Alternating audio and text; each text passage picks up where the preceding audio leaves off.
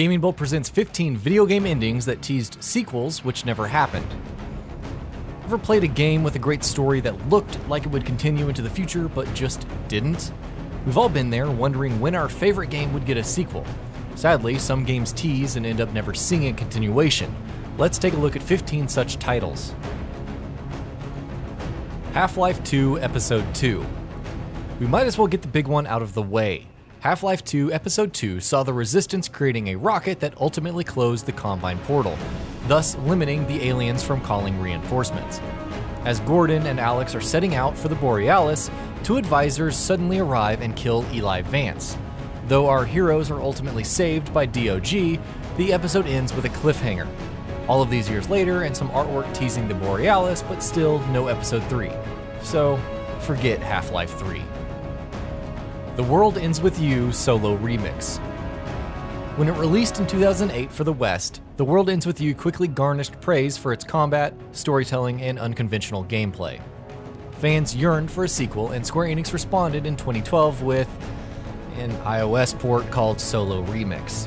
However, the ending teased a new protagonist who would also have to survive the Reaper's game. Sadly, unless Square Enix is planning a monster reveal at E3 2017, Solo Remix's tease has ultimately led to nothing. Metroid Prime Federation Force. Hey, so remember that universally reviled Metroid Prime game? The ending saw Sylux from Metroid Prime hunters infiltrate the Galactic Federation's base to hatch the Metroid egg. And before you say this isn't a tease for Metroid Prime 4, producer Tanabe outright said that he wanted the plot to lead to more Metroid Prime titles with a focus on Sylux and Samus. Federation Force is pretty recent, but considering the last real Metroid Prime title was in 2007, we're not holding out hope for a sequel. Mirror's Edge 2007. It's nice that DICE decided to reboot Mirror's Edge and give Faith an in-depth origin/coming-of-age story, though the overall plot is absolutely idiotic near the end. However, it was sad to see the original Mirror's Edge end the way it did. Essentially, Faith destroys the servers controlling surveillance throughout the city, Kate is saved, Project Icarus is still around, and the two sisters go into hiding. Yeah, that's pretty much it. You'd think that would have been the perfect setup for a sequel, but cue the reboot instead. Killzone 3. This damn ending. It's ridiculous enough that Sev and his friends would just detonate a nuke and kill everyone on the damn planet. Or how Stahl is implied to be alive at the end. Where does the story go from there?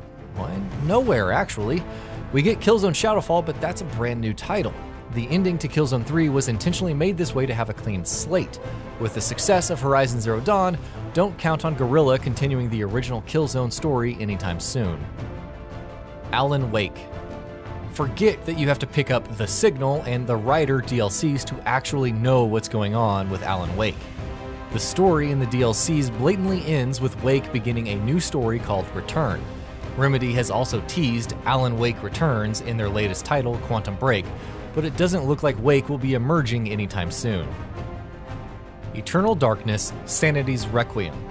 Yes, Shadows of the Eternals was looking to spiritually succeed Eternal Darkness. However, like the previously planned sequel, it never got off the ground. It's a shame because for all of the nonsense that Silicon Knights has been involved with, Eternal Darkness Sanity's Requiem is a great game. The ending saw Alex emerge victorious over Pius, and while 3 ancients had been killed, Mantarok is teased as still being alive, festering in its tomb, plotting. Sorry Mantarok, but it looks like you'll have to fester for another 15 years. 13. Looking past the appealing cel-shaded visuals and odd gunplay, 13's story is about a conspiracy to overthrow the American government, starting with the death of President William Sheridan. Our protagonist, 13, was part of that conspiracy until his group, the XX, betrayed him. By the end, 13 essentially stops the conspiracy until he learns that the leader is Walter Sheridan, William's brother. What happens next? The dreaded words, "to be continued." Rage. You wouldn't know it, but id Software's Rage was a pretty big deal. It was the company's first new IP since Orcs and Elves, not to mention a showcase for the new id Tech 5 engine.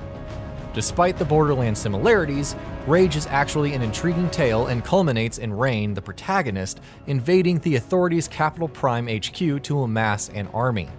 For all the payoff of having several arcs, awakening, and an army under your control, the game simply ends with that. What about the war between the Resistance and the Authority? Well, at least we got Doom eventually. Mega Man Legends 2. Why Capcom is so gun-shy about a new Mega Man Legends games, we'll never know. Mega Man Legends 2 saw our main man traveling the Elysium, the moon above Terra, and to find out who he was. Mega Man proceeds to stop the humans on Elysium from initiating a program to kill all life on Terra, losing Gats in the process. Unfortunately, Gats was the only one who could get him home, and as such, Mega Man is stranded. Roll was seen creating a rocket to go save the Blue Bomber, but then Capcom canceled the sequel, because why not? The Darkness 2. Jackie Estacado, the host for The Darkness, just can't catch a break. Well, it seems he does in the ending for The Darkness 2, with Ginny seemingly safe and the Darkness under control.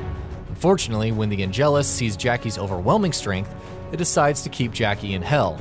The game simply ends with Jackie yelling bloody murder. Some say he's still in hell to this day. Dino Crisis 2. The ending to Dino Crisis 2 is as sad as it is infuriating.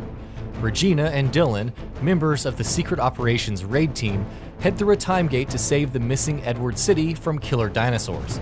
However, Dylan finds his daughter there, and following a climactic battle against the Gigantosaurus, she's trapped under some rubble. Oh, and the facility they're in is set to self-destruct. Dylan stays with his daughter, telling Regina to use the time gate to escape and come back for them, which Regina does. You're probably thinking, but there's Dino Crisis 3. Yeah, no. Despite the number, it does not continue the story of Dino Crisis 2, much less call back to the same. And also, it kinda sucked. Psi-Ops: The Mindgate Conspiracy. One of those forgotten cult classics, Psi-Ops: The Mindgate Conspiracy should have had a sequel. You play as Nick, an amnesiac Psi operative who uses psychic powers to battle against a rogue general and his Psi army. It's all for the sake of gathering some powerful artifacts together and obtaining unlimited power. Nick defeats the general, but is subsequently attacked by 2 helicopters. Using telekinesis, Nick crashes one before the words "to be continued" are seen. The other 3 dreaded words in today's world. Advent Rising. The story of Advent Rising isn't anything extraordinary. The hero, Gideon, has some powers and collides with Koroam and the Seekers. When Koroam is dead, Gideon goes to a mysterious new planet and meets someone named the Stranger. The Stranger beckons Gideon to come with him, but before we know what happens, the game ends with the ever-amazing words, "to be continued." You might as well make them a drinking game at this point. Haven, Call of the King. It's bad enough that Haven ends on a cliffhanger, but much like The Darkness 2, we see the titular protagonist in dire straits. Not only is he defeated by Vetch, but he's tied to a rock like Prometheus. No, an eagle doesn't eat his liver every day, but Haven is simply left on Mount of Sighs. End scene. At least the words "to be continued" weren't used, so there's that. And that'll be about it for this one. If you guys like what we're doing at GamingBolt, please consider subscribing to our channel, and I'll see you guys on the next video.